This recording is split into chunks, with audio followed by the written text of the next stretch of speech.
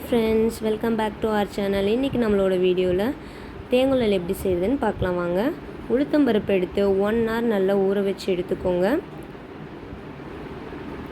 இந்த மாதிரி பேஸ்ட் பண்ணிக்கணும். தோசை மாவு பதத்துக்கு இருக்கக்கூடாது. முறுக்கு சுடுற கன்சிஸ்டன்சிக்கு நம்ம அரைச்சி எடுத்துக்கணும். அது கூட லைட்டாக சால்ட்டு, சோடாப்பு இது ரெண்டுத்தையும் போட்டு நல்லா மிக்ஸ் பண்ணி எடுத்துக்கோங்க. நம்ம மிக்ஸ் பண்ணால் தான் நம்மளோட டேஸ்டான தேங்குழல் ரெடி ஆகும். ஓகே, நல்லா மிக்ஸ் பண்ணி எடுத்துக்கிட்டோம். இதே சமயத்தில் இன்னொரு பாத்திரத்தில் தேவையான அளவுக்கு வெல்லம் ஆட் பண்ணிக்கோங்க. ஒரு சின்ன சொம்பு அளவுக்கு தண்ணி ஊற்றி நல்லா கொதிக்க வைக்கணும். 10 minutes நல்லா கொதிக்க வைங்க.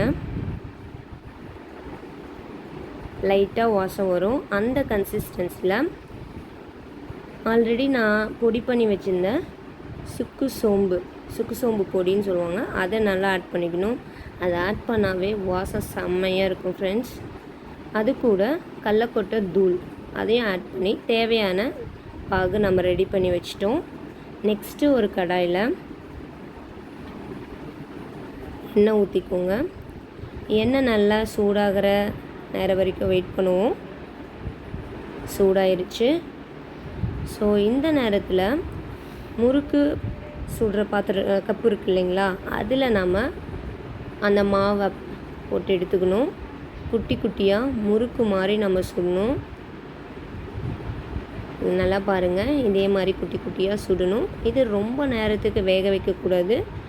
ஒரு 2 minutes தான் வேகணும். நல்லா சாஃப்டாக இருக்கும் ஃப்ரெண்ட்ஸ். ரொம்ப நேரம் வேக வச்சிங்கன்னா அது டேஸ்ட் நல்லா இருக்காது. ஸோ உடனே திருப்பிடணும். ஸோ இங்கே பாருங்கள், இந்த அளவுக்கு நம்ம அழகாக சுட்டு எடுத்தாச்சு. பார்க்கவே செம்மையாக இருக்குது இல்லைங்களா. இதுக்கப்புறம் நம்ம என்ன பண்ணணும் அப்படின்னா, நம்ம ஆல்ரெடி பாவு ரெடி பண்ணி வச்சுருந்தோம் சொன்னீங்களா ஒரு பாத்திரத்தில், அது கூட ஒரு 5 எடுத்து ஒரு 5 minutesக்கு நல்லா இந்த மாதிரி டிப் பண்ணி ஊற வச்சு எடுத்துக்கணும். அப்போ தான் நம்மளுக்கு செம்ம டேஸ்டான தேங்குழல் கிடைக்கும். பாருங்கள், நல்லா ஊற வச்சு எடுத்துக்கணும். ஃபைனலாக நம்மளுக்கு டேஸ்டான தேங்குழல் ரெடி. இது ஆக்சுவலாக எங்கள் அம்மா செஞ்சாங்க. உங்கள் வீட்லேயும் இதே மாதிரி ட்ரை பண்ணுங்கள். ஓகே.